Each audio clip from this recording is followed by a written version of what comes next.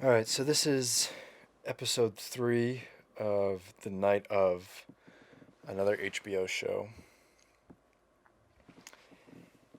And this is similar to Westworld in that it's a the creator is the writer, is the director. This time being Steve Zalian. Um, and for the pilot episode, the DP was Robert Elswit. And I'm pretty sure this is his first television project.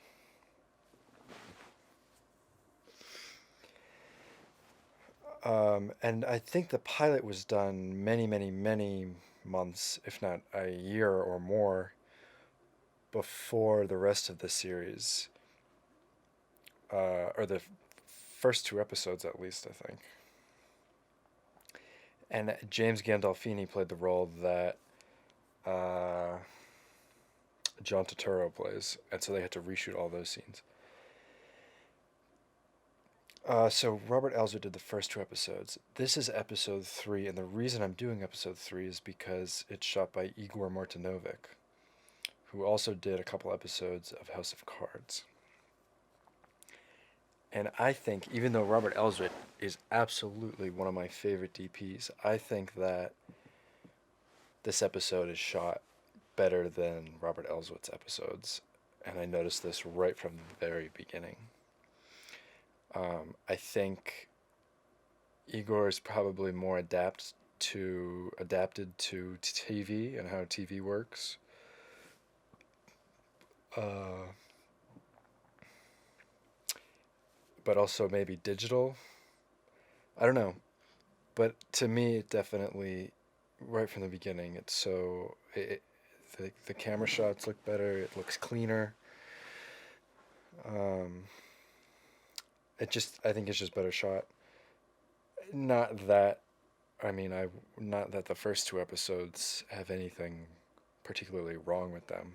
And maybe the next one I'll do one of the first two episodes and sort of go through why I think just the differences. Um, but the first two episodes are still light years ahead of your generic cable TV. But some of the things in this episode 3, that really just tickle me. Um, Really, really strong compositions, like this one right here and this one here. Uh, None of that stupid dolly shit. Um, we got long lenses here, but composed. We're filling the frame here. It's an over the shoulder, or over the waist. You know, um, two characters. I mean, this is a beautiful shot. And what's really nice about the lighting that Igor does, it's always motivated, and you never see the sources.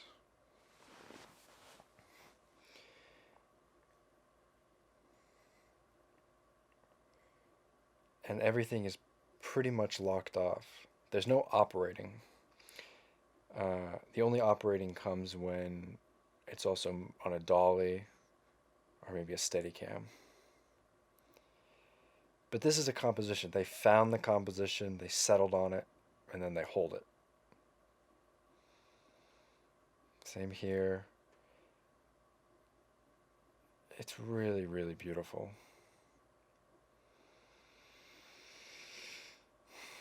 And we got into the scene with that really nice wide shot from up above. And everything is in the frame. Everything is contained within the frame. And there was operating right there, but it was for purpose, and it went somewhere. It landed.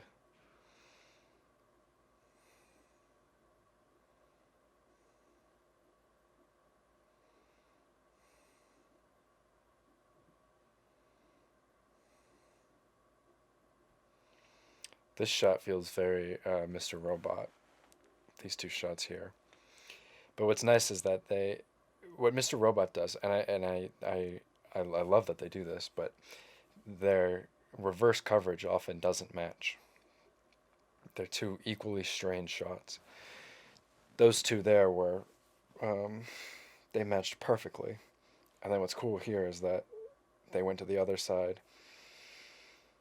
That was 5 shots. There's including that first wide shot, 6 this one, and 7 there. Uh, just each shot is just beautiful. Each shot perfectly composed. 8 shot there. Each one is just perfectly composed. Each shot has a purpose. It, you can feel the impact of it. Each and every one of them. It's not, all right, let's get a shot of this character and let's throw in the second camera and get a shot of this character. There's thought put into it.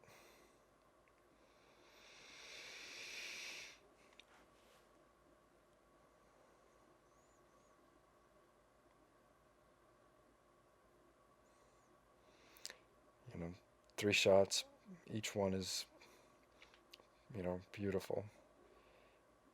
Fill in the frame, and the characters go right to the edge of the frame.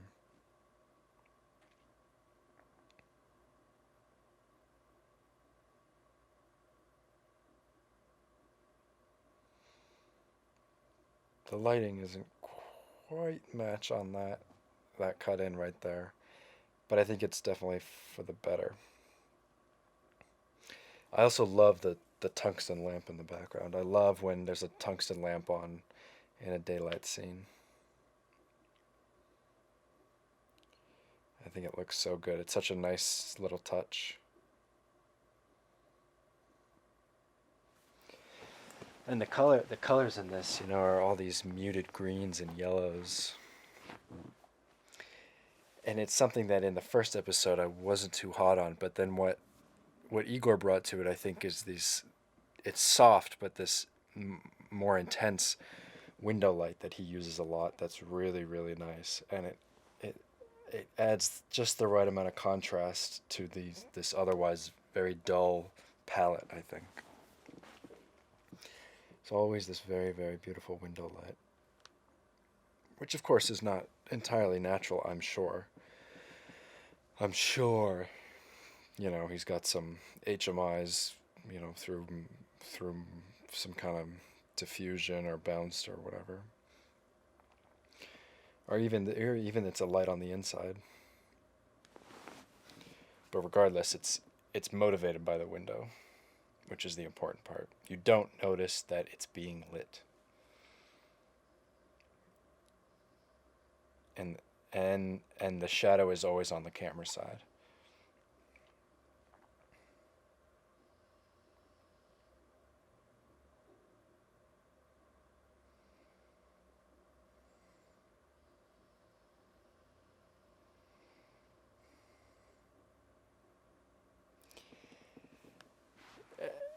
And leaving the camera static, it relaxes the audience. You're not always struggling to find your way around the frame. You're allowed to settle into the scene, and you know it, it there's a trust. There's a trust in the image, and you get these nice wide shots here. It's not just the camera far away zoomed into a 2 shot or a 3 shot in this case. You do get the room. It's okay that the characters are smaller in the frame.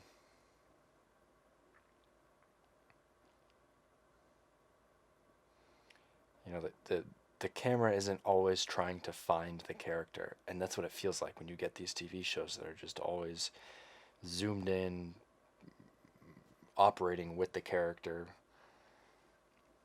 on a dolly. It feels like you're just chasing the character around the frame. It's very, very anxious. There's this feeling of anxiety that you get. You can't relax into it. This is really, really beautiful.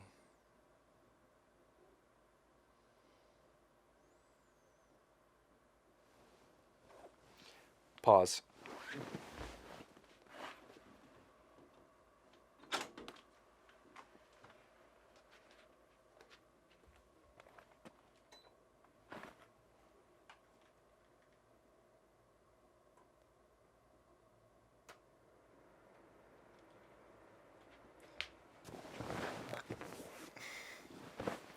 Play. Sorry for the noise in the background. I had to turn the AC on.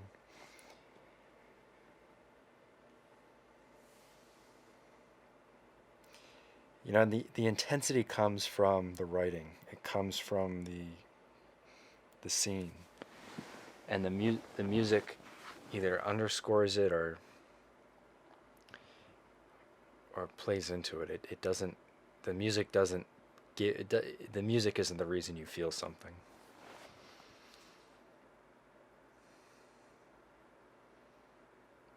You know, and it's also not the editor trying to get all the words into the scene, trying to get the scene covered. It's where, you know, the editor's able to do their job, find the best emotional moments for every line of dialogue.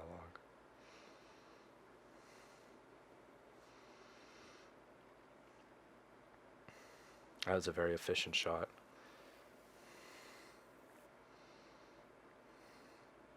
That was a great shot because it brought us down the hallway with the guard, pan over, we see her unlock it, then we see him in the background, then he comes into the foreground, and then we rack to her cuffing him. That was very, very efficient. And those are the scenes that should be one shots because, you know, it's not what's said that's important. No, you know, the dialogue was just come here, turn around. What they were saying was not important. There's no need to get close ups on their faces for saying that. We just had to see that it happened. You know, it's a quick eighth of a page scene. That's all that's needed. Whereas this scene, you do want to see their faces. You do want to see that they saw each other and that Nasir acknowledged him.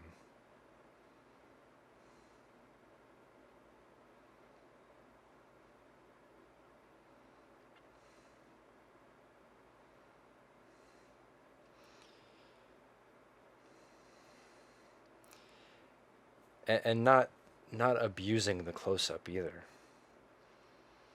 For most of this, it's a medium shot, so that when you do get to the close up, it means something.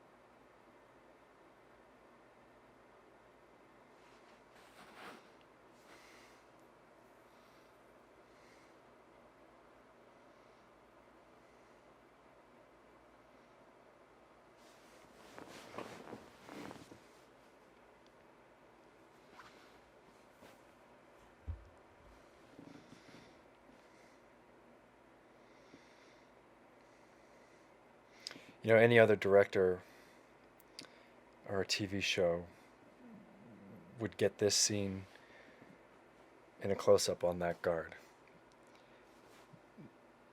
You know, what he's saying is not important, and who he is not important. No offense to that actor. What's important is that we see our main character registering what's happening, and we see that, you know, it's a lineup of newbies.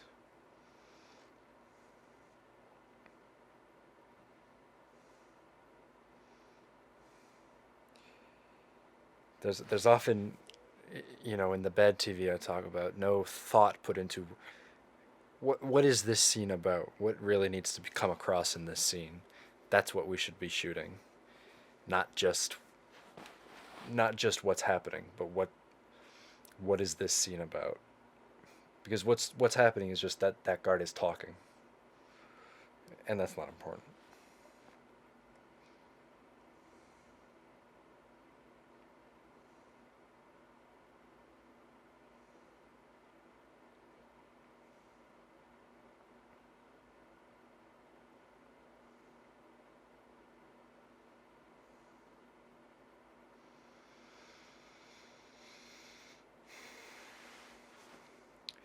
So this is a situation where that prison was probably part of that location was probably it's probably a set, um, but it was probably part of Igor's pre-production, and I bet he either requested that they build in that large window, or they found, or if it's not a set, then they found a place, and he's specifically looking for a place with a large window because that whole prison is lit by that window light. It's brilliant.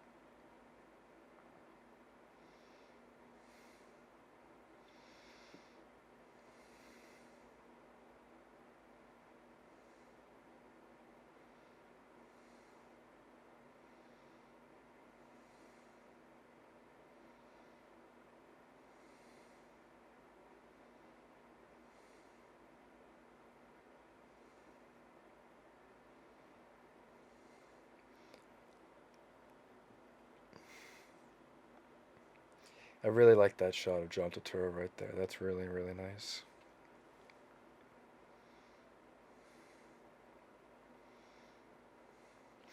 I'm not sure what camera this is. I feel like it's red. I feel like it's red. I know it's the Summilux C Leica lenses, which are really so nice. I feel like this is red. It could be Alexa. I don't know. I actually bet there's an American cinematographer. I have to check.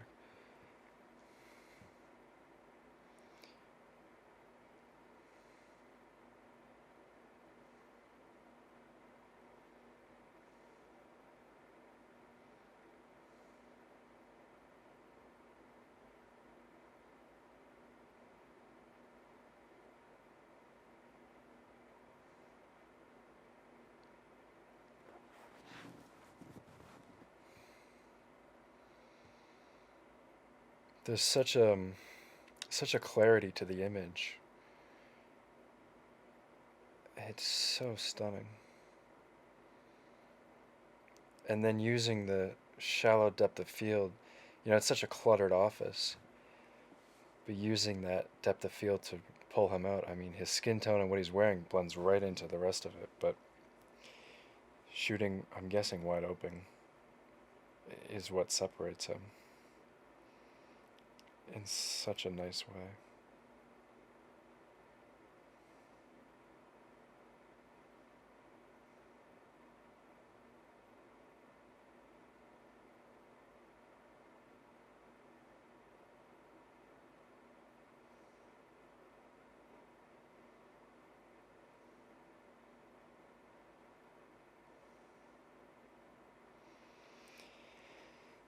And I'm a really big fan of, you know, one size per scene. It's not over the shoulders, mediums, close ups for each character for the whole scene, and it's just a mess between it. Once we settle into the scene, it's one size per character per scene, which is a confidence. There's a real confidence in that. It's a confidence in the filmmaking, and it's a trust in the filmmaking process, and it comes through, and it makes it such a solid piece as a whole. It makes it really nice as an audience member to watch.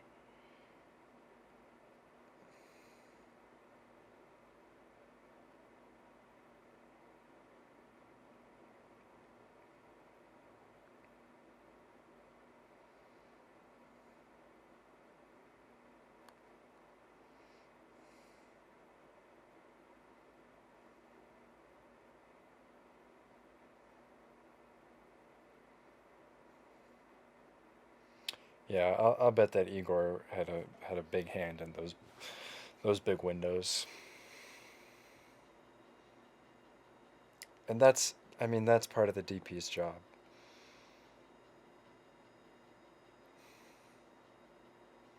I mean, the whole scene is lit. There might be some fill light there, maybe not though.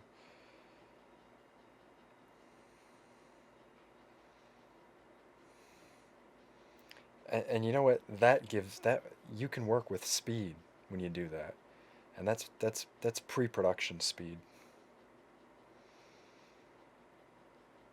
That's lighting before you even get to production, before you get to set.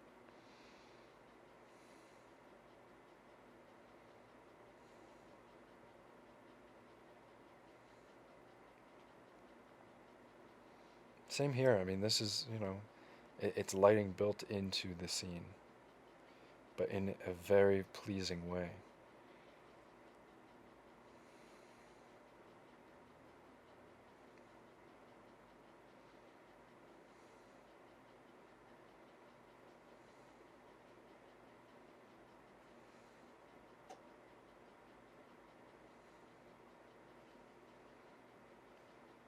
I do shots like that a couple of times in this episode.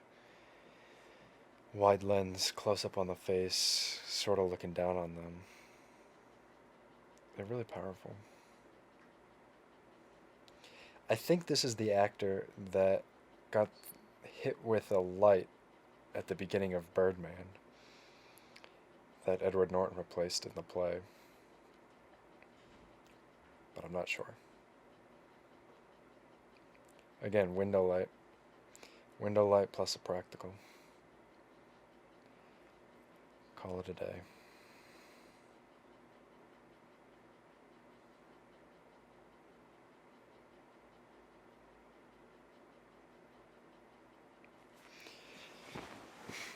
The transitions are great too. It's either a super close up on a detail, or it's a nice big wide shot,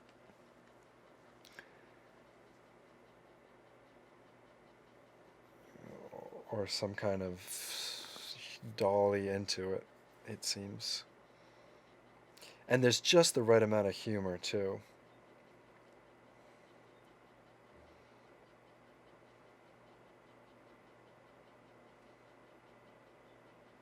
That was cool. When somebody walked by the frame, they wrecked focus. That's actually really cool.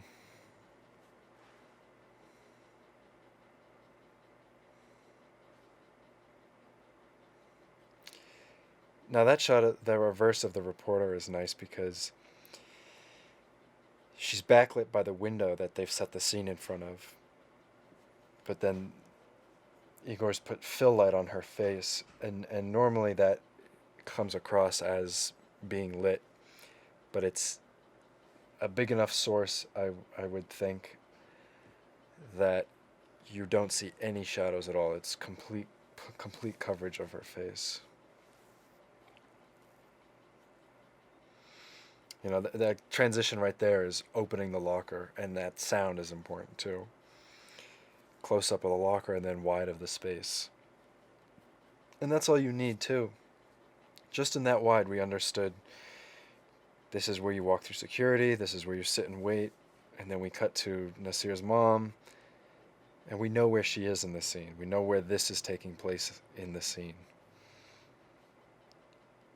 It's really, really nice, and it really settles the audience into it.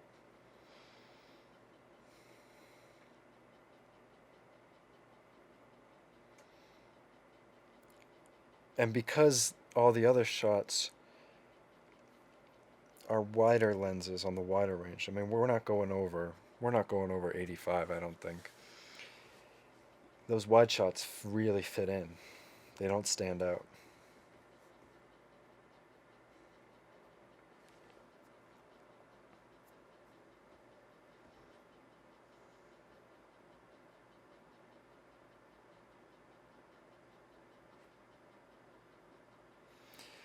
Less experienced director might have gone in for an insert when she's typing. There's no need for that. Nobody cares. Nobody needs to know that.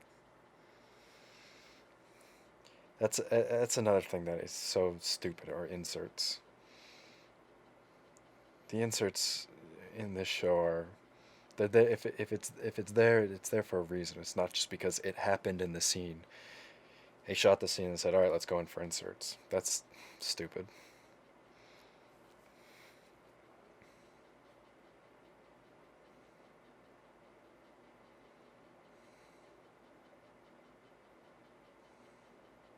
You really get a really great, you get a really good sense of the space here before our sort of scene unfolds.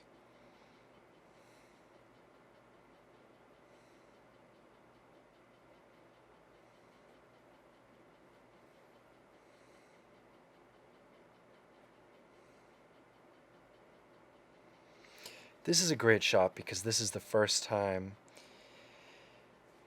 his parents are seeing him as an inmate in a way that they never thought they'd see their son.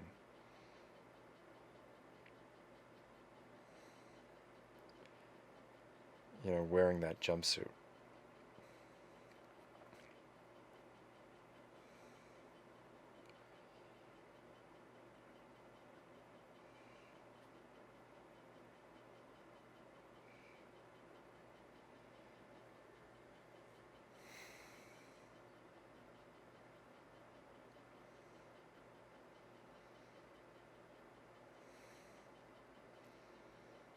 Really, really nice shot there.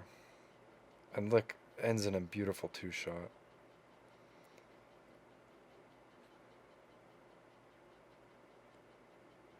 Yeah, that was really nice. You know that they're thinking, his parents are thinking, did you do this? Who is this? If he did do it, who are you? You're not my son. I don't recognize you. And they don't know who this, version of their son is. So when they pan over to his parents and they're supporting him. Of course they are, and they love him. But that they're looking at him sitting there in a prison in that outfit and thinking, holy shit, what is this? What's happening?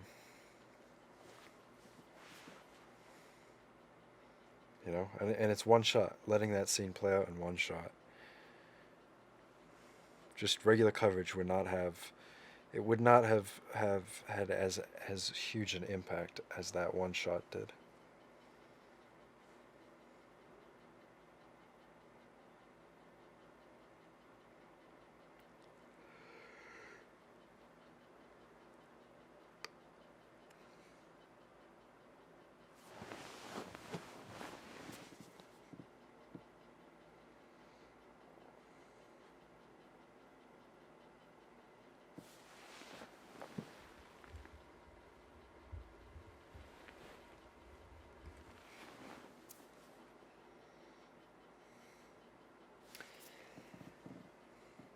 I can't believe we're still doing this phony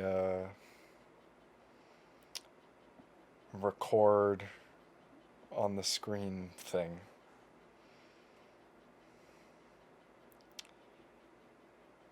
Now that's something that I still haven't figured out. Obviously, there's a lot I haven't figured out yet, but not overexposing that background there, but still getting that beautiful intensity of light on her face. It's really tough. Because if you ND the windows, then you lose the intensity on her face. Or if you expose it down, then you lose the intensity on her face. So, I don't know, maybe they could have put a source just outside the frame on the right side that gives the intensity, but then expose it down so that it's not blown out in the background. That's really tough. That's I think is one of the toughest things to light.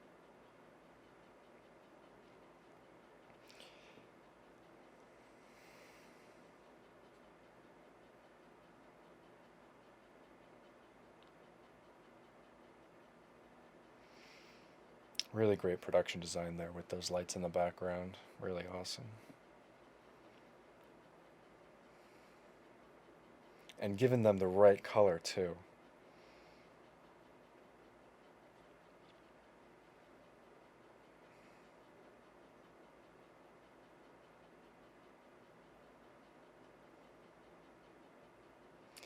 I mean, again, it's another scene.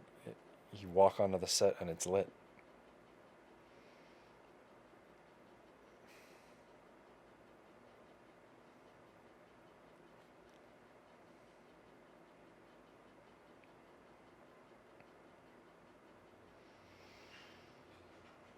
I mean, this scene, probably took an hour to shoot, if that.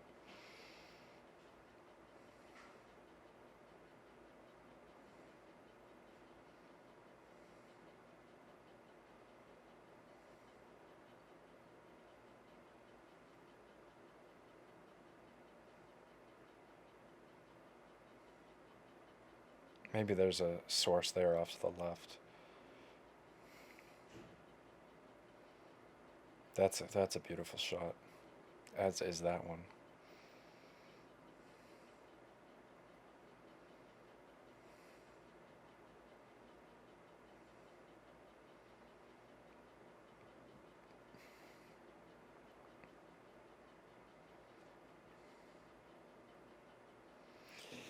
It seems that no matter what the scene, no matter what the location, there's always a way to motivate the light from natural sources or practicals. There's never a reason, never a need for the light to be arbitrary. There's never a reason for the source to be, if the source is an artificial source, for it to be noticeable. And again, the framing just, it's a complete frame. It's a solid, confident frame.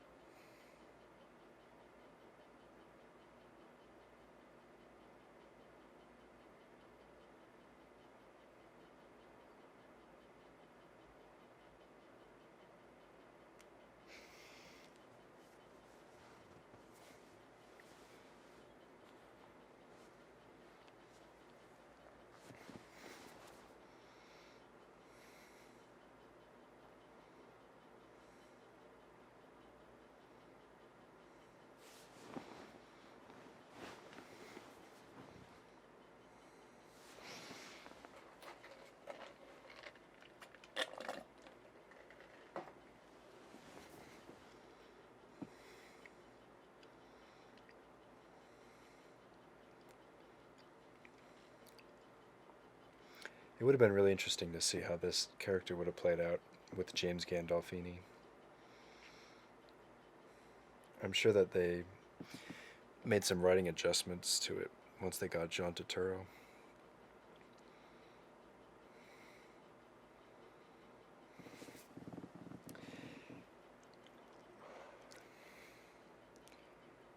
He's definitely the provides the humor for the show, but it's so brilliantly done. It, it's not it's not obstructive. Obstructive, is that a word?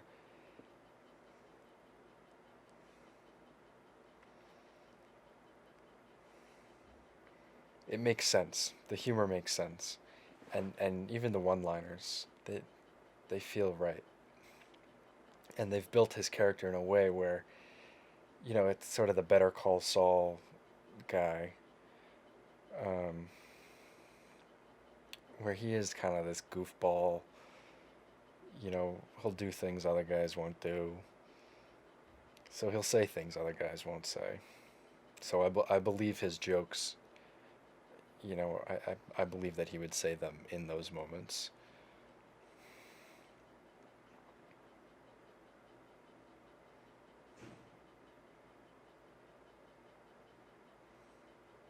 So we just went to handheld there.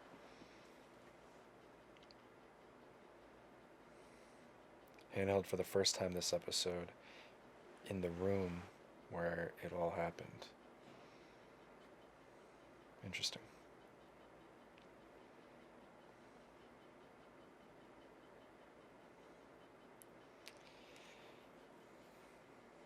That what happened in that room is the only thing that nobody knows, even Nasir. It's the only it's the only thing, the only lapse that he has, and also the audience, because we know everything that happened before and after that. But what happened in that room is the only thing that we are unsure of, and that's where we get the handheld.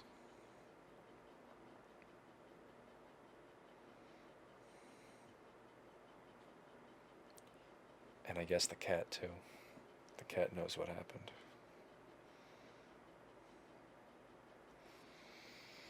This isn't, you know, classically beautiful light there, but it doesn't have to be.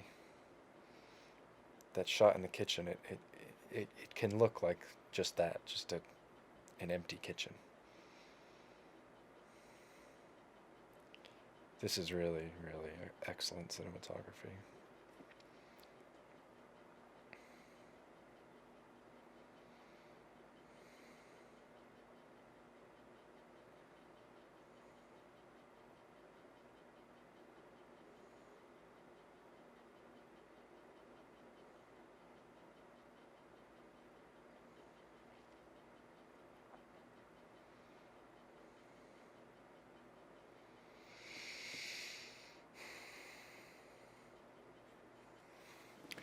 Yeah, really, really brilliant with that window. Beautiful, efficient, fast.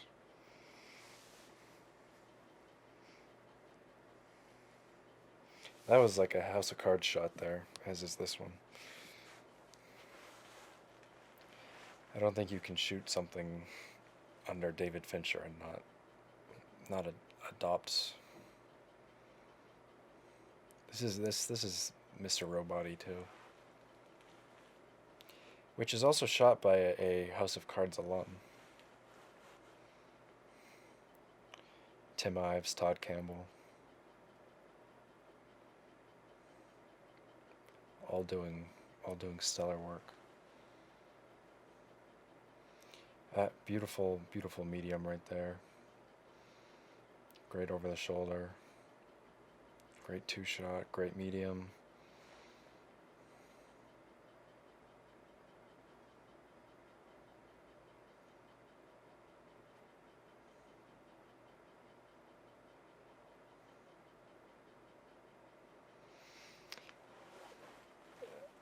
And the light here on all these shots is probably shaped to a degree. Maybe some negative fill, but for the most part, it's built into the scene. It's built into the layout. You've got those two windows right in front of this actress here, behind the mom and the dad. You've got the window behind her, and those two really do light the whole scene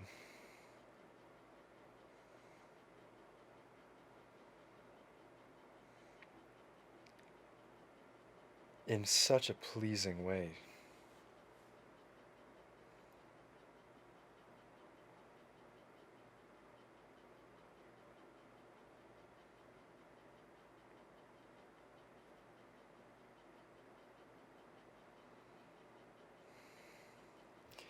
If I had to guess, I would say this is red.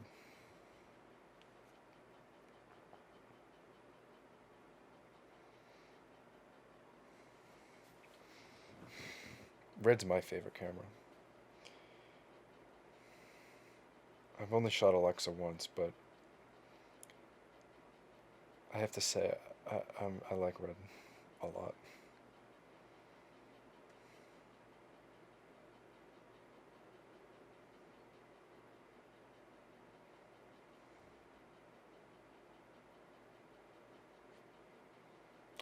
Great acting all around too.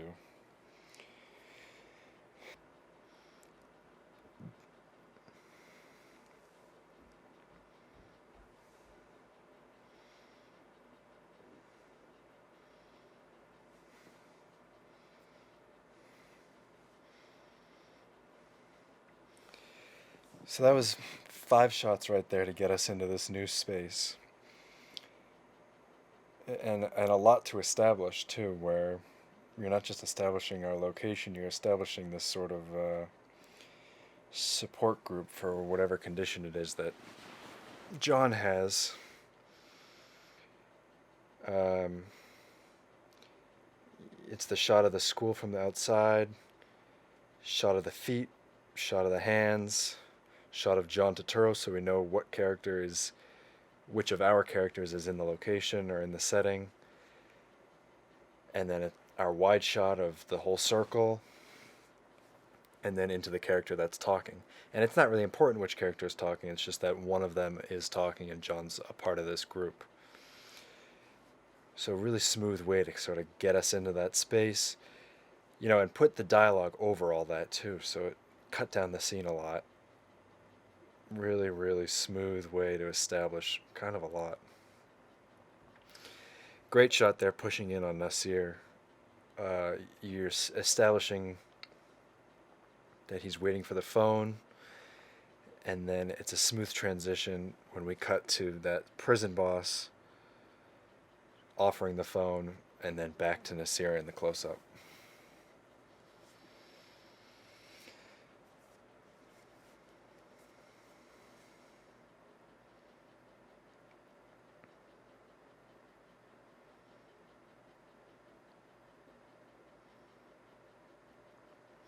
This is such a nice shot here. Whole scene plays out in one. And I know where he is. I know that this is the opposite end as the big window in the prison area, right by the guard sort of watch room. I know the space now. I'm comfortable. I know where he is. It's just really nice, and then such a beautiful composition. There's nothing in the frame that doesn't need to be in the frame. Um, the light is motivated, really strong here, and letting the scene play out in one. We've already been to this location. Nothing new needs to be established except who's here, who's in the space.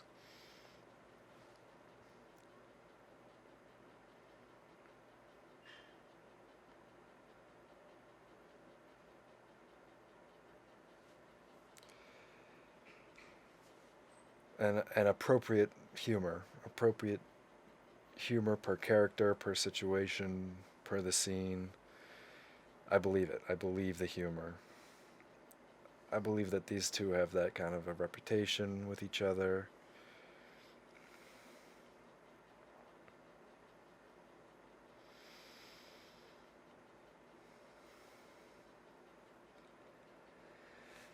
So we got 4 shots here. We've got these 2 over the shoulders, which sort of kind of tell us there's kind of in the center of the room. They're surrounded by a bunch of people. And then we've got this shot and the reverse, which are just 2 just really, really nice shots.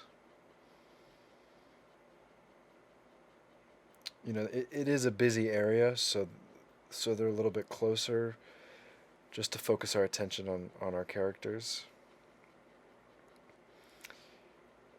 But just close enough where we're focusing in on them. No need for an extreme close up. And the light too is really nice. We got the backlight on them, which whether it's enhanced with an artificial source or not, it's definitely motivated by those 2 windows back there.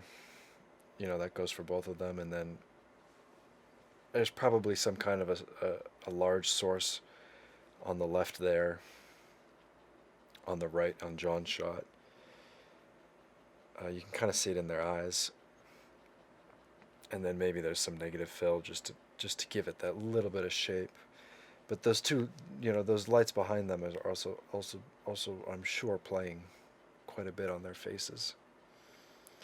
Really simple scene, really simply covered, and really beautiful.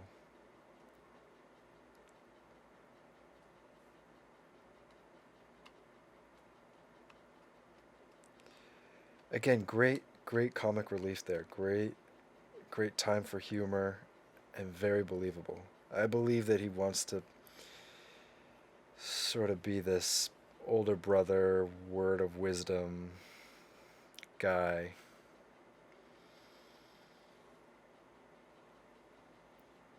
But he's just not quick enough on his feet to make it happen.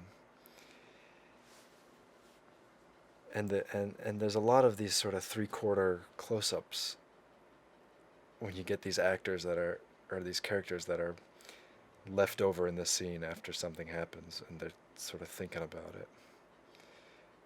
We don't just cut out of the scene right away. We're, we're left with the characters to think about what's happening. And for him, he's this lawyer that's sort of been dealt dealt a similar hand that his clients have been. And this case was his big break. This case was his big moment to shine. That he knows that he can shine, and that's just been taken away from him. Um, so you feel for him.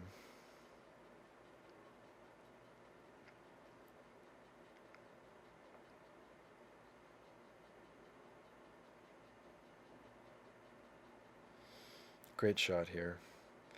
You can see the frustration in John, but then you're left with this girl alone in the frame, and there's that 3/4 from behind again, leaving her to think about what John just told her. That she may not be as established of a lawyer as far along in her career as she would like to be. Really excellent.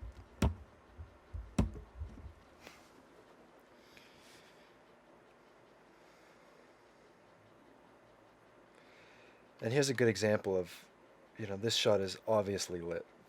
No street looks like that. No street properly exposes somebody like that. But unless you're looking for it, which obviously I am, you're not going to notice it. It's done so well and so subtly and in such a nice way. Um, that obviously we're lit so we can see the character, but you don't see the sources.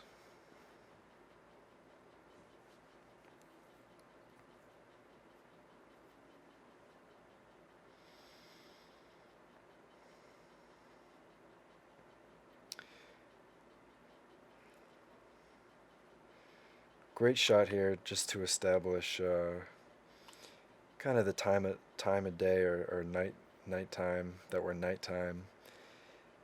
Everyone's sort of settling in, but for Nasir, he can't really mentally settle in yet. He's sitting up while everyone else is lying down. All done in just that one shot. This is definitely a set.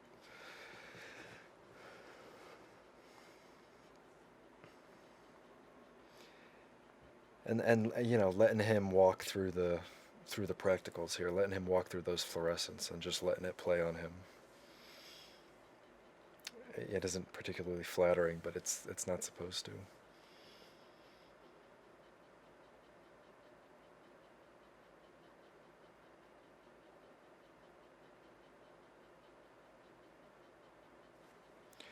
Two shots there, one and two. I get the space, I know where we are. I get the situation that you know, he's our prison boss. He gets the finer things in life. Great shot there with the sound design, letting us know the situation.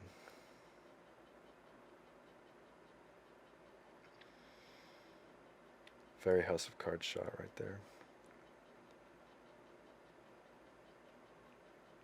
And those practicals, they're not really doing anything. They're not lighting the scene, but they just feel right. It adds a nice little touch to the scene. Different color. It's that nice orange with the green. I'm guessing it's some kind of fluorescent above.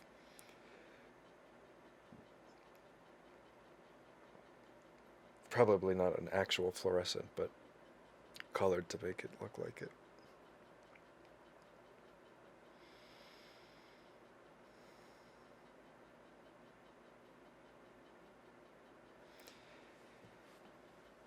and really showing restraint here, holding these medium shots, not just going in for a close up because for some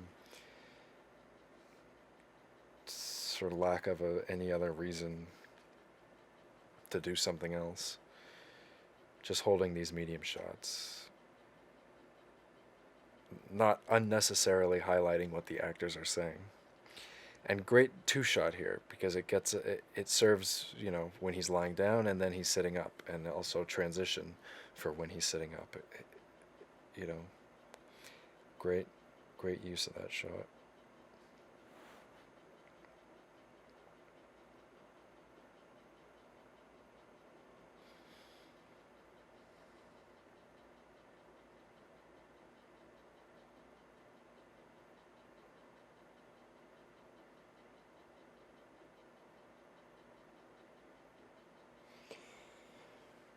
Really great casting too. All the actors in this are really excellent.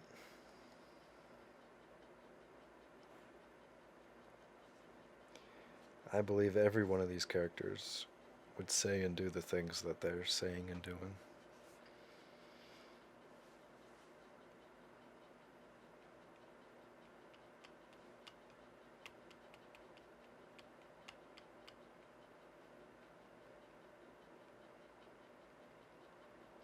And that separation too between this character and his background,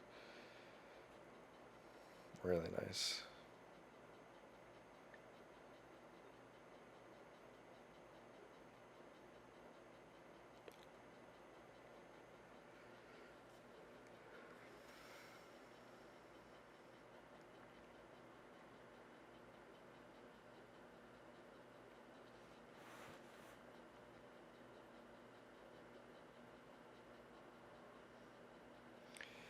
These two shots here are awesome because, like Nasir, it allows the audience to feel um,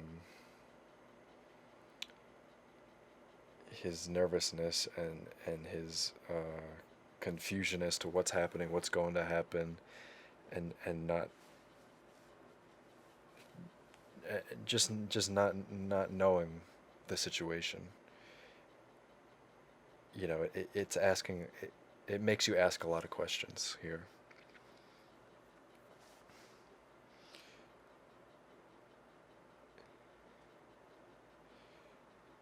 Just really great framing there. The framing makes you ask those questions that he's asking, that Nasir is asking with his eyes shut.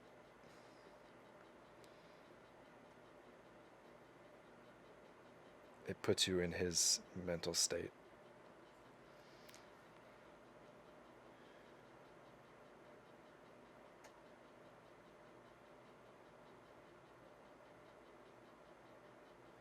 And here's that sort of top down, wide angle, shallow depth of field shot again. Seems to be used when you've got a character that's sort of really deep in thought, and it really puts the audience there, really lets you know that this character's thinking. Interesting shot here where we're not allowed either face. We're not allowed to see either face.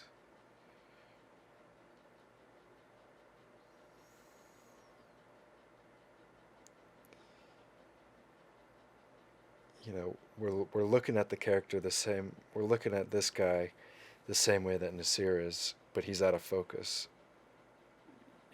Nasir is clearly very much in his head in that moment, not really focusing in on that guy, not really taking in the full gravity of what's happening.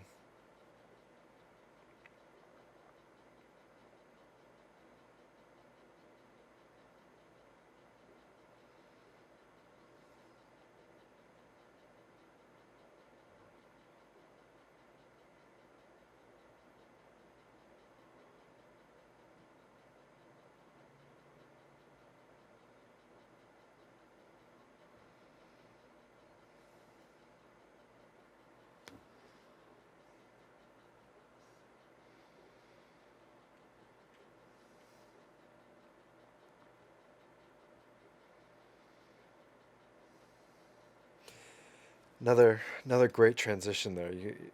The insert of the bell with the sound, cut to the wide,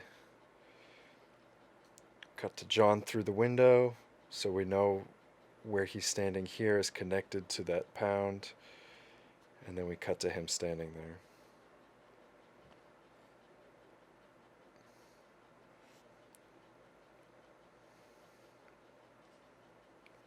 You really get a good feel of the space.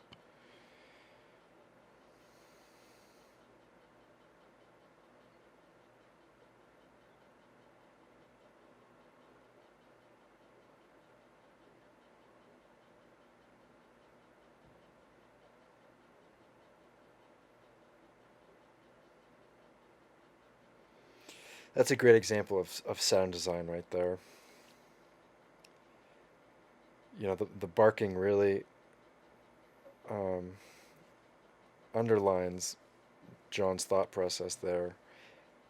But it's motivated. It's motivated by that worker just walking through the pound, and so the dogs start barking. But then you cut to the shot of John sort of thinking about and watching that cat go away. Sorry. And, um, he's kind of letting that cat's kind of the only witness to what happened. And so obviously he can't talk to the cat, but, you feel sort of like, damn, I'm letting the witness go.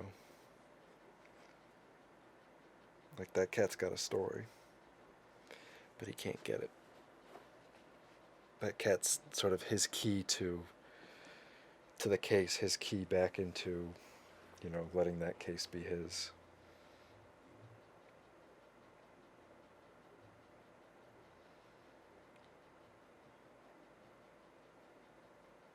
This obviously isn't the last we're going to see of John in regards to this case.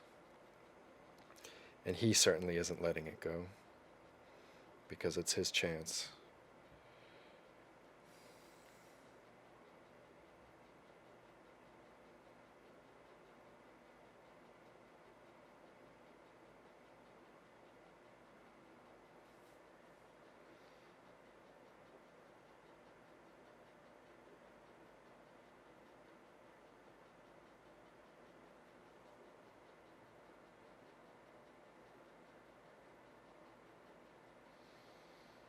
There we go. There's the close up. And you just feel it. You can feel it's more intense because we haven't been there before. We haven't been that close yet. And when we do, it means something.